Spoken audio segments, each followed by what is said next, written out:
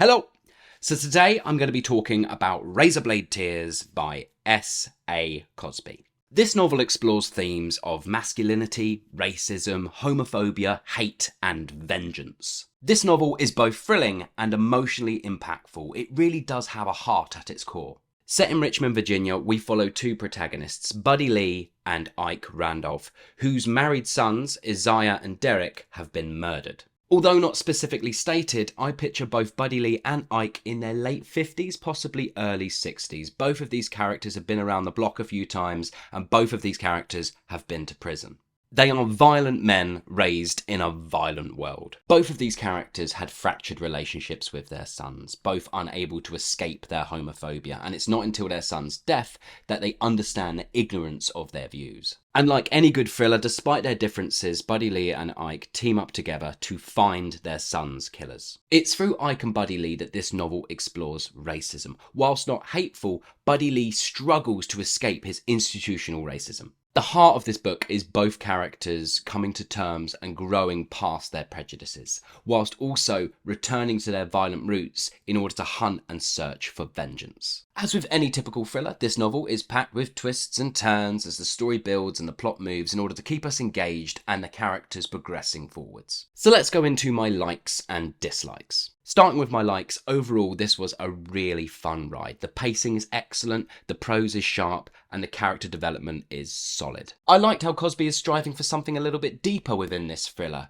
how he was bringing together the old school ideology of the two main characters and smashing it with contemporary views and culture. It gave the novel something a little bit more to latch onto than your typical thriller. I liked how this novel really embraced the violence within it. This is a dark, violent story filled with dark, violent people, and the novel at no point when it approaches those moments shied away from giving it in all its gory detail. I liked how there was a fair amount of humour in this book that mainly comes from the differences between Ike and Buddy Lee, but it was so needed in what was such a dark story. It brought some much needed light. Now on to things I didn't like, and actually I didn't overtly dislike anything in this novel. That being said, I do have a few negatives. The story and plot, even for a novel written in 2015, felt a little bit tired, a little bit overdone. The whole aged character using their violent past and knowledge of the underworld in order to seek vengeance just seems a little bit overdone. Also, the way racism and the theme and the issue of racism within this novel was handled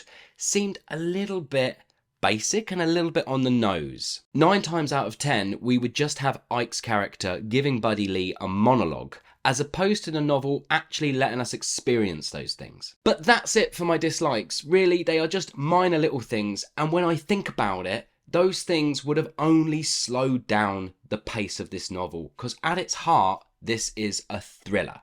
And it's not trying too much to be anything else. It's just lightly dipping its toes into some political issues, LGBTQ issues that a novel of this caliber or of this kind doesn't normally approach, which is why I think it stands out above the rest. And it's really good to see a novel of this caliber taking the time to explore those issues whilst also delivering a violent, fast, action-paced thriller of vengeance. So I'm going to rate this book 4 stars out of 5. I thought it was excellent. And if you are a fan of thrillers, if you love thrillers, then this will probably tip into the 5-star outstanding box. I mean, it's got excellent pacing, wonderful character development, and a real heart and politic at its core that keeps the thing moving. It is very unique in that way, and I can absolutely understand why people might rate this as a 5-star book. But if I'm just rating it out of all the thrillers and literature I've read before, it's excellent, so it's 4 stars. And you know what? Maybe creeps into a 4.5. So there you go. That's my thoughts on Razorblade Tears. Have you read this book? If so, please comment below. Let me know your thoughts. Let me know if you agree or disagree with me.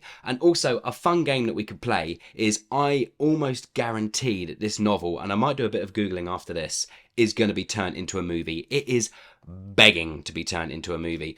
And the game I'd like to play is, who would you pick if you've read this novel for the 2 main characters? I think the really obvious, so let's get the rubbish one out the way, would be Woody Harrelson and Denzel Washington. I think you could very easily pick those 2, but I feel like Buddy Lee is a character Woody Harrelson has played many times before, so I probably don't think he would go for it. So yeah, in the comments below, who would you pick as an amazing 2 actors to play these two characters.